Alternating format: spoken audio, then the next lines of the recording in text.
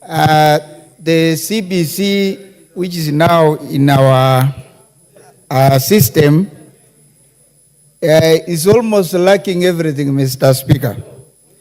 And Mr. Speaker, in fact, since we started this CBC, our children have been to those schools, but without the teachers. Mr. Speaker, CBC was meant to be a different school from primary. And I remember when that committee decided to go to primary, they were to have even a different administration. But Mr. Speaker, the head teacher of a primary school heading again junior secondary. That is something that it has never happened, Mr. Speaker. And Mr. Speaker, this system requires a lot of practicals, but they lack materials. And I think, Mr. Speaker, the whole infrastructure in CBC is lacking. In fact, what they are still using is the balance of classrooms, that is from class 7 and 8, but we are seeing a problem. And Mr. Speaker, the members of parliament are talking from a knowledgeable point of view, because we do visit this institution. And Mr. Speaker, we entered a system that we are not ready and we are not prepared for it. And because we are there, Mr. Speaker, then the Ministry of Education should come in and provide what is required.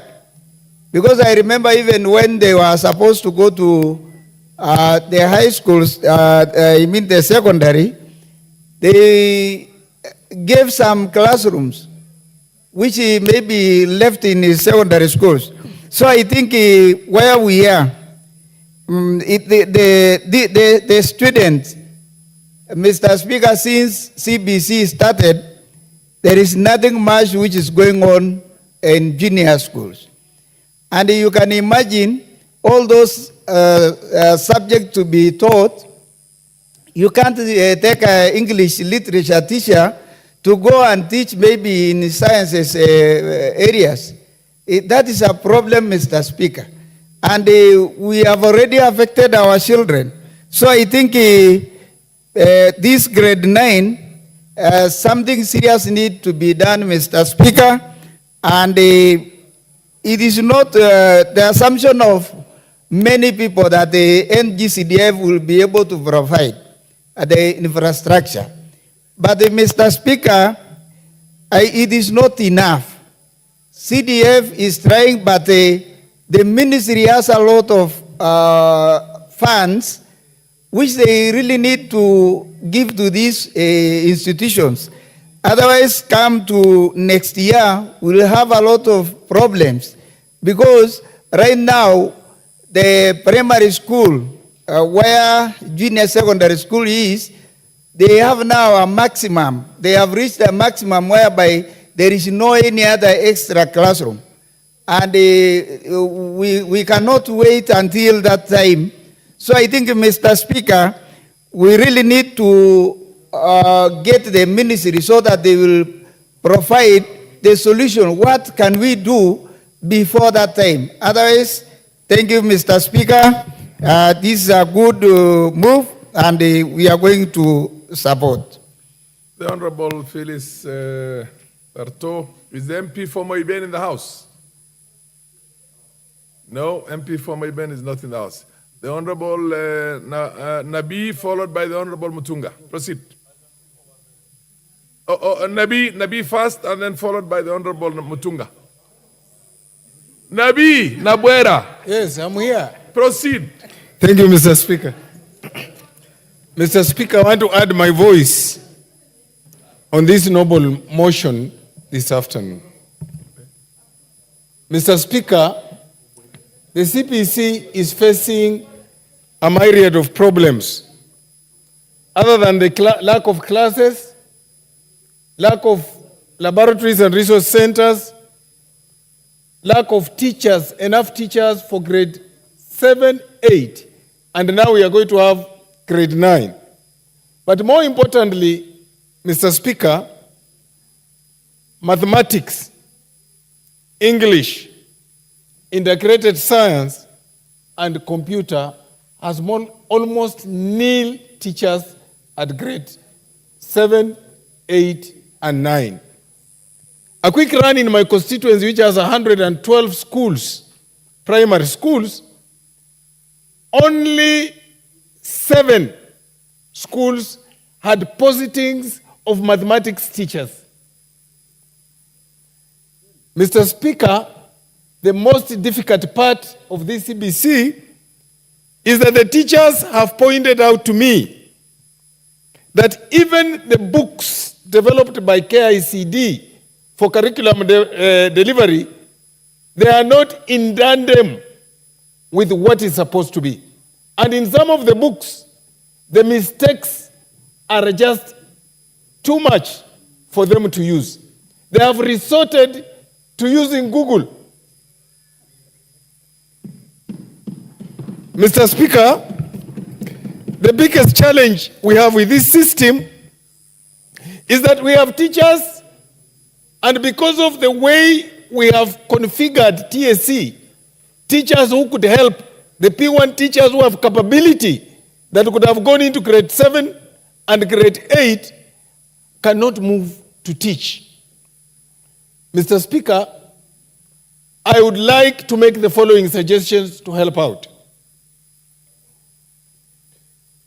Mr. Speaker, the first thing we need to do for us to get enough classrooms in the next 3 months is for us to give a conditional grant to CDF of 21.6 billion.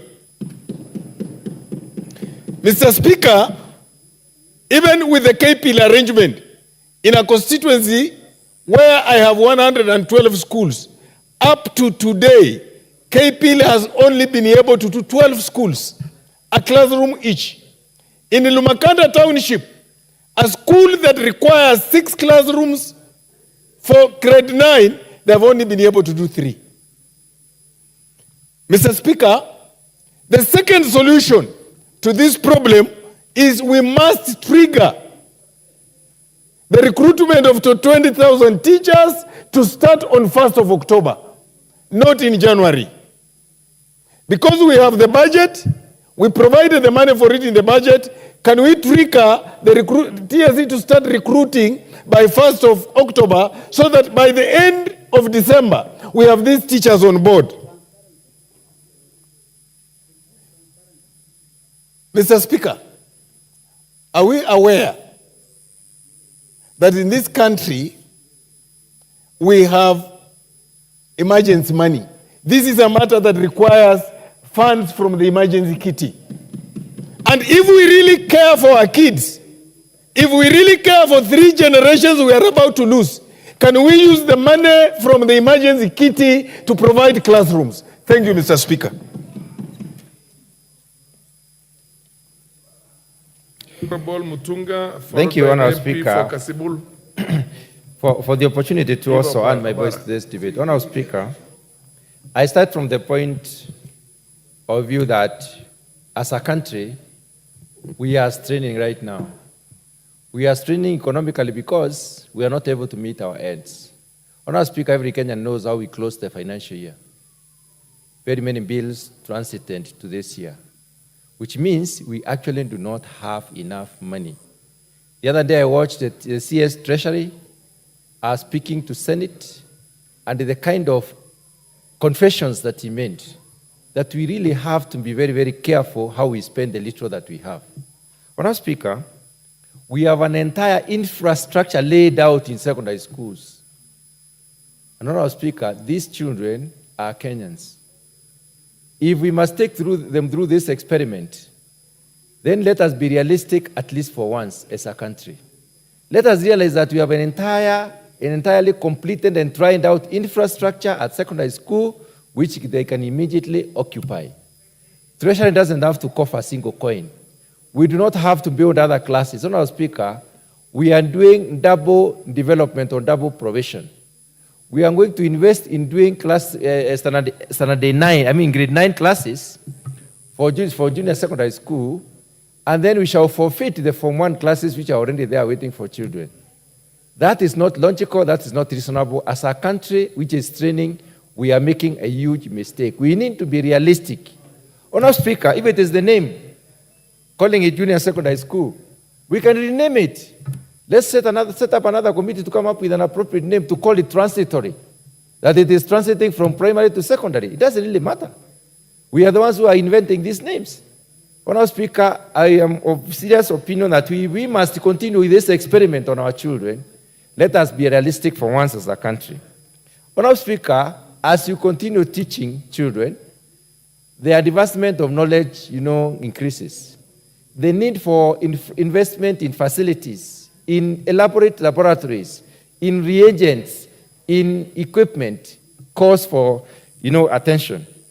And the problem we have right now is that all primary schools in this country, 99% of the primary schools in this country do not have elaborate laboratories. They do not have sufficient amount of reagents. In fact, these secondary schools do not have laboratories. We are struggling as members of parliament trying to guide that CDF focuses on building laboratories for these secondary schools. So if we do not even have laboratories for these secondary schools, people are in Form 3, Form 4, and they're preparing for their exams. How can we be talking of establishing laboratories for our own new system that is actually being tried out? Honorable Speaker, if the infrastructure is already there, let us take the children there. Again, Honorable Speaker, we need elaborate libraries. We need libraries that will give these children sufficient material to be able to learn what it is. We have problems with some of the subjects like integrated science. Honorable Speaker, at secondary school level, you find a chemistry teacher, a biology teacher, a geography teacher. Teachers are there. We can cause this integration quickly by guiding them in terms of the principle. Who should be teaching what under the integrated curriculum? Honorable Speaker, let us be realistic as a country. So many of our children are going to be having a very difficult time at learning when without facilities, learning without proper books, and learning without well-trained teachers. It is another issue, Honorable Speaker. The grading system, exceeding our expectations, above expectations, below expectations. We know for sure when our children have to access universities in other countries, or when we have to get jobs in other countries, we are even taken through an examination to get to know whether we understand. And then we have universities that are proven, which have given us certificates. Honorable Speaker, in this particular system, and I question, are we really going forward or backward? Shall we really deliver Kenyans who are ready for that market or not? Honorable Speaker, I think we need a rethink as a country, and the task force that produced this and it was adopted, I think it needs to go back to the drawing board and ask themselves, did we actually do the right thing? Honorable Speaker, I do support. The MP for Kasipul, followed by the MP for Gichugu. Thank you very much, Mr. Speaker. It is Kabondo Kasipul, Mr. Speaker. Okay. And there is Kasipul constituency. For record. Eva Obara. Thank you. Okay, proceed. Mr. Speaker, this is not a laughing matter. And we need to say it as it is. Mr. Speaker, the questions that we asked ourselves is CBC facing challenges? And I'm saying that yes, a big one. And we actually look like we made a false start. Mr. Speaker, most of schools, I'm talking about my constituency, most of them are ill-prepared in terms of infrastructure. We don't have enough classrooms, we don't have laboratories, we don't have libraries for these JSS schools.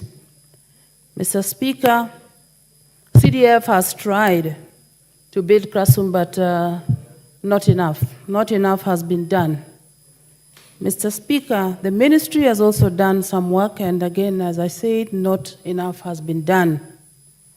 Mr. Speaker, it is not realistically possible for the ministry or CDF to build laboratories in all these JSS schools. That is the reality. Mr. Speaker, the elephant in the room is a human resource. A teacher is ill-equipped. By being a science teacher or an arts teacher, they are forced to teach sciences as biology. They are assigned biology, assigned chemistry, which they did not, was not their subject in the university. Mr. Speaker, they are forced to read in the night and prepare for science subjects and come back and disseminate this to the students. Mr. Speaker, do you call this learning? No.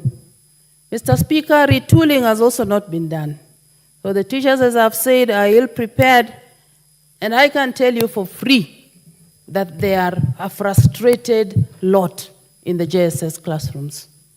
Mr. Speaker, the transition to grade 9 is another problem. We have 3 months to think through how these students are going to transit. Is it possible to build new classrooms for them? No. Within the time that is left, I don't think so. Is there enough money to give to the CDF to build the classrooms? I'm not sure. Maybe that can be answered by the chairman. Mr. Speaker, as I said, let us be realistic. What is the possibility of grade 9 being domiciled in the secondary school? Mr. Speaker, previous challenges of the age that we had is no longer an issue, because the last cohort of 844 are actually going to exit this year. And therefore, all the students who will be in secondary school will be of the CBC, program. Mr. Speaker, let's think outside the box. Grade 9, as they go to Form 1, if at all we agree to that, is that there will be an extra classroom because there will be no Form 1. So it will be at no expense. Mr. Speaker, will this be possible? Yes, I think it will. We will have laboratories, that will not be a problem. We will have subject teachers, that will not be a problem. The matter of the library will also be sorted. Mr. Speaker, do we need to push through what we know may not be humanly possible to do within the months that we have? Let's think outside the box. We are the ones, it is not cast on stones. We are the ones who made the policy, and we can review it and see how best our children can benefit on the education. Let us not waste the future generation of this country. Thank you. The MP for Gichogo. Thank you, Honorable Speaker, for the opportunity also to contribute into this motion of adjournment by Honorable Member for Kathiani, Honorable Robert Mbui. And I must thank him for taking the lead, because this is a matter that has also been lingering within most of the members of Parliament's minds. And it has also come at the right time before ushering in grade 9 next year. And there's a possibility of addressing the issues that have been raised if we bring our hands together as a parliament, and also involving the executive, as we did in the matter of higher education funding under the leadership of the Right Honorable Speaker. I think this is a matter that also requires a kamukunji, so that the PS Department of Basic Education can be able to come and brief the House on the preparedness of this CBC before there's a lot of confusion. And I believe one of the reasons that members are concerned, and actually even the parents, and the public generally is that information dissemination from the ministry has been very limited. There is scarcity of information, and the Ministry of Education has roots up to the sublocational, up to sub-county levels. But the officers of the ministry, instead of disseminating this information across the schools to the parents, they have had a lot of laxity, and this information is not calculating down to the consumers. Honorable Speaker, I happen to have attended one of the sessions that had been sponsored where my children go to school by the school to bring a person from the ministry to come and explain the CBC thing. The way it was explained, I was able to understand, and it is a good thing.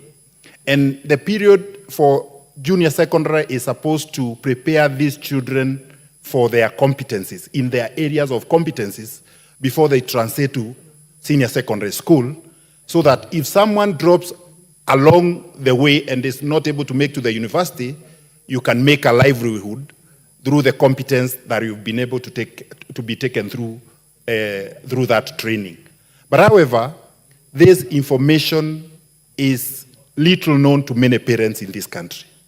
It is the high time that we task the relevant department to take up the role of dissemination of information to the consumers, who are mainly the parents and the students, to every school. I think they can be able to sponsor, to sponsor and also get data of all the requirements for the CBC in each and every school. I know NGCDF, through the little resources, they are making efforts to build more schools and to be able to provide the relevant materials and equipment for this. But with little information, we will not be able to do much as we may be expected. Honorable Speaker, as I wind up, on the issues of infrastructure, I think for there to be equity for every child in this country, infrastructural money should not be disseminated or distributed through constituencies. They should be distributed through constituencies, but based on the actual need per constituency, not a blanket figure which is 400 to the constituency, because we have schools which do not require infrastructure, others require. Others require new classrooms, others require innovation. Honorable Speaker, I support. The MP for Bumula, followed by the Honorable Mary, the Chair of the Education Committee, and the Honorable Ruku. Proceed in that order. Thank you, Honorable Speaker. I want to take this opportunity to thank my leader and my brother, Honorable Mboi, for bringing this indeed very important motion that affects our children, and that is our future. Honorable Speaker, we have a problem. I come from, I head a rural constituency that has about 110 schools. And out of all the schools, Honorable Speaker, the infrastructure to accommodate this program is lacking. It's not even at 5%, Honorable Speaker. I think the government must rethink its strategy. We need urgently to pull together resources, and for the interest of these children, Honorable Speaker, ensure that we finance these schools, and I propose through CDF, because there's a direct link to the ground, to ensure that we prepare ourselves for January. We've pulled together all the technical subjects and said we're going to have a resource center that is going to serve as a laboratory and all that. A modest resource center would cost about 2.5 million. We have 32,000 primary schools in this country. We are talking about 80 billion. This is something that must be dealt with as a matter of urgency, and if the government is serious, indeed, we must pursue this, Honorable Speaker. We have a situation where we have one teacher in a school teaching all subjects, Honorable Speaker.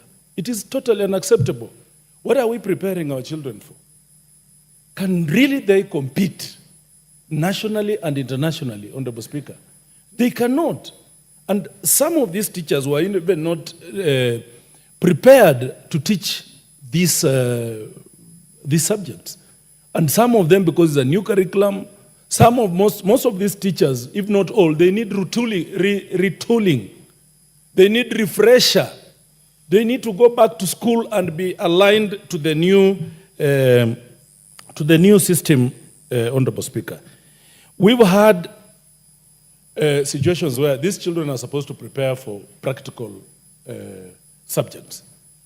There are no practical materials, to work with. Even some of these teachers have never seen some of those materials that are supposed to use to engage these students. So you'll find that at the end of the day, Honorable Speaker, the teacher does not understand CBC. The parent does not understand CBC. The government does not understand CBC and how it works. How then would you expect a student to understand CBC? Honorable Speaker, at the end of the day, the government must be serious.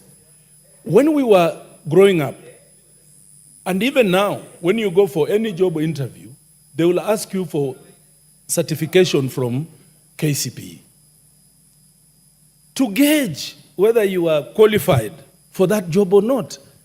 Now, we have students who are passing through a very critical stage of the schooling, going to another one.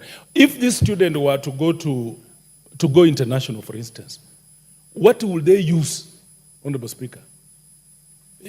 What would they use to say now this student has to go past very well than this one has to go to this university or not? We are setting a very dangerous precedence, Honorable Speaker. We have a situation whereby we have classes that are going to be vacant in Form 1. But we are really struggling to accommodate these students in primary school where we don't have classes. Why can't we have a linkage, Honorable Speaker, of how we can address this issue so that at the end of the day, the student of Kenya does not suffer in the very hands of that government which must protect them? Thank you, and I support and thank Honorable Mbui. Thank you, Mr. Speaker. Mr. Speaker, I rise to support Honorable Mbui on this petition. Mr. Speaker, the issue of CBC, I would just give a very short brief emanated out of a task force from Professor Thomas Odhiambo in 2012. In 2012, actually, the Odhiambo Commission was actually trying to align education with the new constitution. In so doing, it proposed a new education system, like the previous education systems. I think, Honorable Speaker, you remember that in 1964 we had the Ominda report. That brought education from a desegregated or a whites only and blacks only and a coloreds only education into one unified national education system, and stopped students from. And then all the students were actually treated as equal.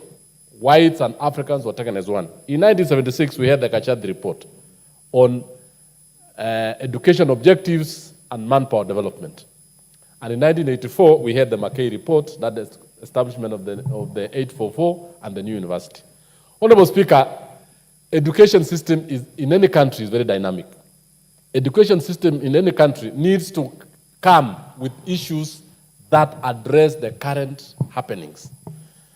Why the 844, which was introduced in grade 7 and it went to class 8 immediately, succeeded was because the then government of President Daniel Arap Moi did a lot of publicity. And I want to agree with honorable members that the problem we have in CBC is no one knows it.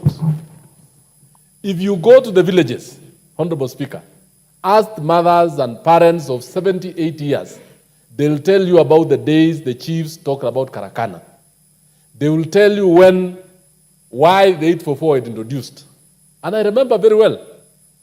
They really understood it. The cattle depot attendants, the chiefs were able to explain it. Everybody in the marketplace will tell you what 844 is. Yet, there was the preparatory levels were very low compared to what we have today. In fact, we have invested huge resources in the CBC, but our biggest problem is actually the implementers. I want to report to this House that as the Chair of Education, we've taken this a lot.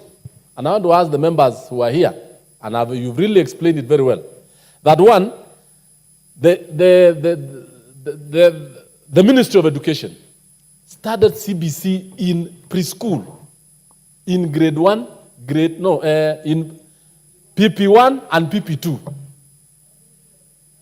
10 years down the line, yet they did not get out through publicity, talk to the parents. This is a very good education system. It is actually on competency-based. That the child is taught we are differently endowed. Based on the competencies of the child, one, if you are a science-based, for example, or if you like sports, or if you like music, or if you like the sciences, these are things that we are encouraging parents and everyone else to go through.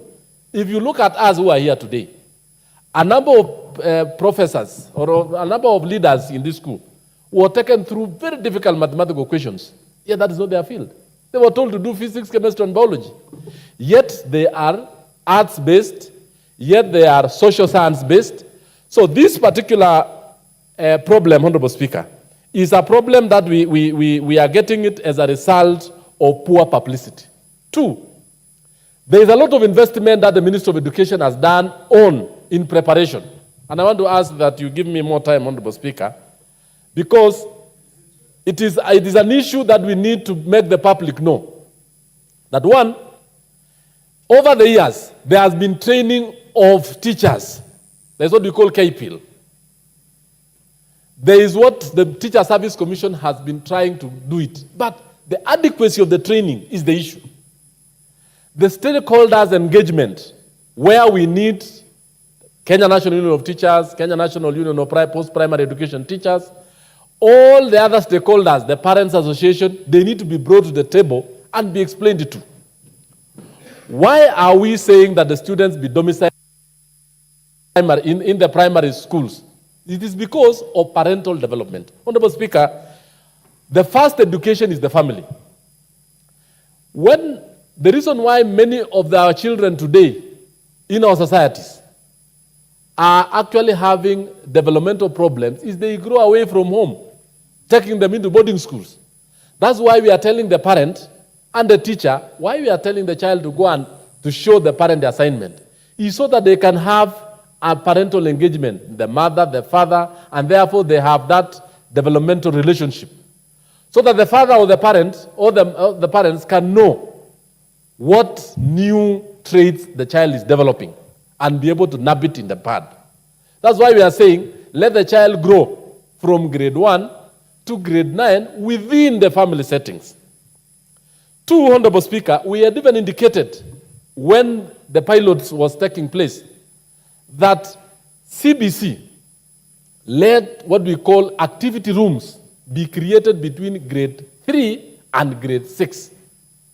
Activity rooms will enable the children to really participate in doing and in education, Honorable Speaker.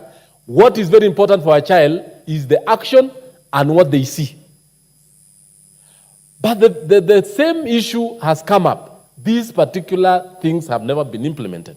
When it comes to grade 8, and I want to grade 7, 8, and 9, it was in this House that I moved funds from the Ministry of Education to the Constituency Development Fund. And I want to thank the Honorable Member because he has just said exactly what is happening, that there are no funds. We want to construct labs. We voted 3.4 billion shillings through CDF. Up to now, we are waiting. CDF owes constituencies about 10 billion shillings. They are nowhere. And you know, Honorable Speaker, 10 billion CDF, 95% of CDF money goes for educational institutions in this country.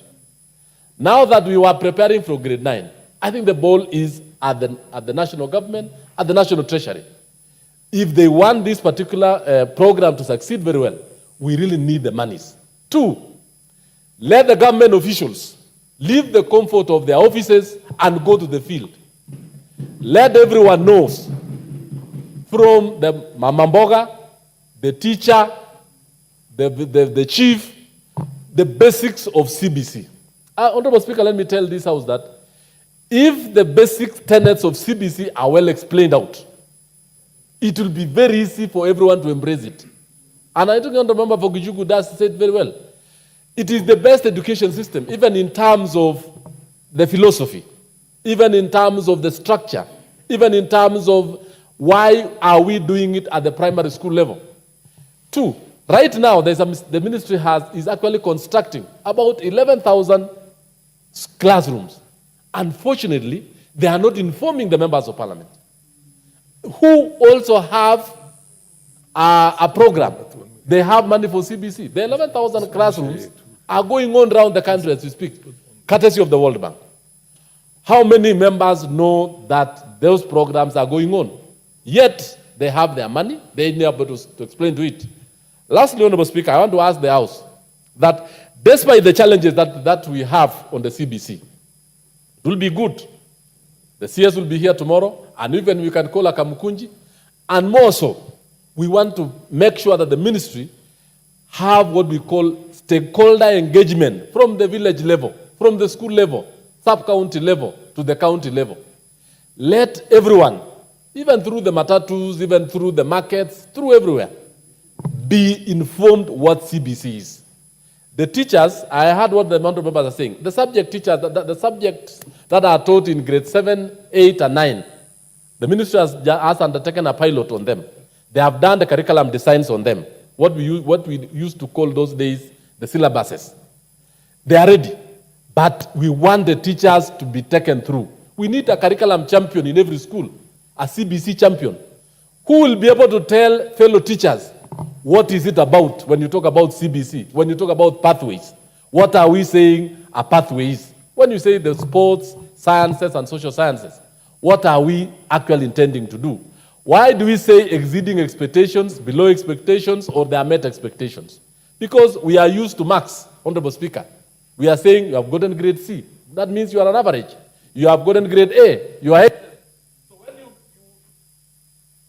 when you exceed Yeah, you've taken 1 minute. given your Expectation, Mr. Speaker. What is the meaning of exceeding expectation? What is the meaning of not meeting expectations? Because we have to tell the public, where is it? So, Honorable Speaker, I want to say that let the ministry move up and we do it in a better way. Thank you, and I support. Yeah, the Honorable Ruku, then followed by the Honorable Madam Phyllis Barto. Thank MP you, for Honorable Moiben. Speaker. Thank you, Honorable Speaker. I want to start by thanking my brother, Honorable Bui, for bringing this motion. And Mr. Speaker, last year, I had a similar motion in this House, where we discussed CBC into details, and this House resolved quite a number of issues as far as CBC is concerned. Mr. Speaker, I feel very disappointed that the same matter is again on the floor of this House, whereas this House resolved a number of things. It means, therefore, Mr. Speaker, that what we resolve as a House is never taken seriously by the ministries responsible. And I think if it was possible, Mr. Speaker, the Ministry of Education senior managers who are there, they need to be, I don't know whether prosecuted or fired or even put somewhere together in a public gallery where the public can come and punish them. Because our schools are in dire need. In my constituency, I have 100 primary schools and 48 secondary schools, Mr. Speaker. And all these schools are in terrible state. The money allocated through CDF is not enough to take care of the needs which each and every school need. Mr. Speaker, we went through in this house last year that there are a number of challenges which this system of education is facing. Curriculum development, Mr. Speaker.